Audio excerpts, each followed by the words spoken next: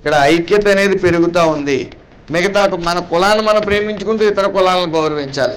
సుమారు 2 లక్షల మందితో సభ జరిగినప్పుడు మనం ఎంత క్రమశిక్షణతో వచ్చామో ఇక్కడికి అంతే క్రమశిక్షణతో వెళ్ళాం.